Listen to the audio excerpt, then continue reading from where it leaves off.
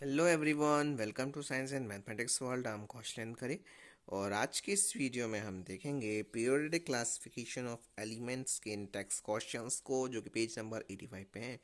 तो चलिए शुरू करते हैं। इस पहले क्वेश्चन में लिखा हुआ है कि use Mendeleev's periodic table to predict the formulae for the oxides of the following elements.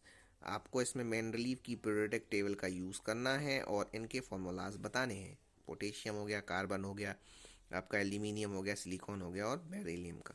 तो देख लेते हैं। ये देखिए, ये है हमारी मेंडलीव जी और ये है इनकी पीरियोडिक टेबल।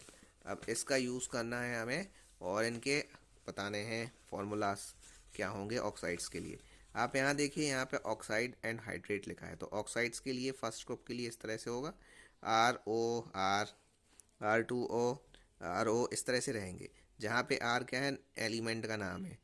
और हाइड्रेट के लिए RH इस तरह से होंगे। तो मतलब वो हो गया आपका एलिमेंट का नाम, और यहाँ पे H बस लग जाएगा और यहाँ पे H2 लग जाएगा। इस तरह से होता है। चलिए, यहाँ पे केवल हमें ऑक्साइड्स पूछे हुए हैं, तो इसीलिए ऑक्साइड्स के लिए देख लेते हैं। सबसे पहले चलते हैं पोटेशियम की तरफ। तो पोटेशियम है K, और K is in the group one group में है वो। तो उसका जो ऑक्साइड होगा वो क्या होगा, K2O। अब देख लीजिए, यहाँ पे फर्स्ट ग्रुप में होता है R2O। ठीक है, तो R2O होता है और K कहाँ गया, देखिए JK।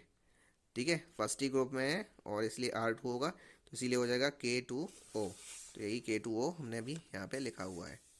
अब चलते हैं सेकंड पे। सेकंड में दिया हुआ है C, कार्बन है। तो कार्बन जो है वो ग्रुप 4 में है, इसीलिए इसका ऑक्साइड होगा CO2। अब देख लीजिए फोर्थ ग्रुप क्या है, देखिए यहाँ पे फोर्थ ग्रुप J हुआ है और फोर्थ ग्रुप में क्या लिखा है, RO2 है, इसीलिए यहाँ पे देखिए C में, इस J फोर्थ ग्रुप में है C, तो ये हो जाएगा C फिर O2। ये हो गया। अब चलते हैं एल्यूमिनियम की तरफ। Aluminium is in the group 3। Aluminium जो है वो ग्रुप 3 में है, इसीलिए जिसका ऑक्साइड होगा वो कितना होगा, Al2O3। अब देखते हैं थर्ड वाला ग्रुप। यहाँ है थर्ड वाला ग्रुप, यहाँ पे कितना लिखा है, AR2O3। तो यहाँ एल्यूमिनियम कहाँ पे है, ये है एल्यूमिनियम, थर्ड ग्रुप में एल्यूमिनियम है, इसीलिए हो जाएगा R3 की जगह हो जाएगा AR2 की जगह हो जाएगा Al2 फिर O3 हो जाएगा। अब चलते हैं सिलिकॉन की तरफ। सिलिकॉन, ये रहा सबका silicon. Silicon is in the group of 4, fourth group में है सिलिकॉन, इसीलिए जो उसका ऑक्साइड होगा वो क्या होगा, SiO2 होगा। अब यहाँ पे देखते हैं थर्ड, कौन सा फोर्थ ग्रुप कहाँ पे, ये फोर्थ ग्रुप, और इसका होता है क्या, RO2। यहाँ सिलिकॉन है, इसीलिए हो जाएगा सिलिकॉन का SiO2। अब बचा है लास्ट हमारा Ba, बेरिलियम। तो beryllium is in the group of 2, second group में है, इसीलिए जो ऑक्साइड होगा वो क्या हो जाएगा, विल बी BaO हो जाएगा ऑक्साइड उसका।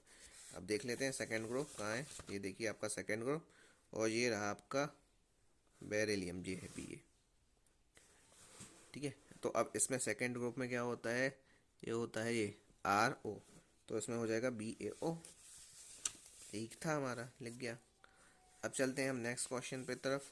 नेक्स्ट क्वेश्चन में लिखा है, besides gallium which other element have since been discovered that were left Mendeleev in the periodic table, any two. अब वो क्या कह रहे हैं, गैलियम के बाद कौन से दो अदर एलिमेंट्स हैं जो बाद में डिस्कवर किए गए मेंडलीव की पीरियोडिक टेबल के बाद। तो देख लेते हैं। वो दो एलिमेंट्स हैं आपके, एक होता है स्कैंडियम और सेकंड है जर्मीनियम। ये दो एलिमेंट्स थे जो मेंडलीव पीरियोडिक टेबल के बाद में डिस्कवर किए गए थे। स्कैंडियम का सिंबल है Sc और जर्मीनियम का है Ge।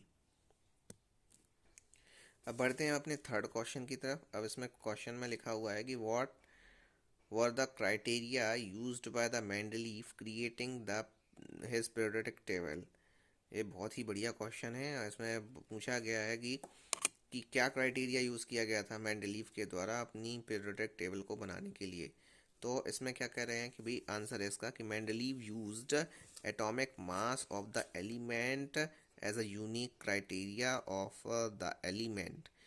तो मेंडलीव ने क्या किया था कि जो मास होता है ना, एटॉमिक मास को एक यूनिक क्राइटेरिया माना था एलिमेंट्स का।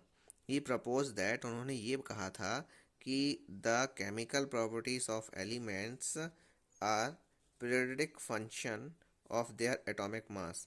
तो इसका मतलब क्या है कि जो उन्होंने ये कहा कि जो केमिकल प्रॉपर्टीज़ होती हैं एलिमेंट्स की वो पीरियोडिक फंक्शन होती हैं। पीरियोडिक फंक्शन मतलब वो क्या होगा कि वो उनमें कुछ फंक्शन एक जैसा रहेंगे, अलग अलग रहेंगे। ठीक है, मतलब जैसा उनका एटॉमिक मास होगा उस हिसाब से उनके अलग अलग रहेंगे। ठीक है, ऑफ देयर एटॉमिक मास, उनके एटॉमिक मास के हिसाब से। And thus he arrange the elements in increasing order of their atomic mass. इसीलिए उन्होंने क्या किया था, एटॉमिक मास को इंक्रीजिंग ऑर्डर में सारे एलिमेंट्स रखे हुए थे। यही क्राइटेरिया यूज़ किया है हमारी मॉडर्न पीरियोडिक टेबल ने। इन्होंने increasing number of atomic number के हिसाब से उन्होंने किया है। और जैसे ही आपको पता ही है कि भाई हर एक नंबर का जो एटॉमिक नंबर रहता है उस हिसाब से एटॉमिक मास भी आगे बढ़ते जाते हैं। तो ऐसा क्राइटेरिया था, और उनके इस क्राइटेरिया के हिसाब से क्या है कि जितने भी जी उन्होंने ये प्रपोज किया था कि chemical properties of elements are periodic function of their atomic mass.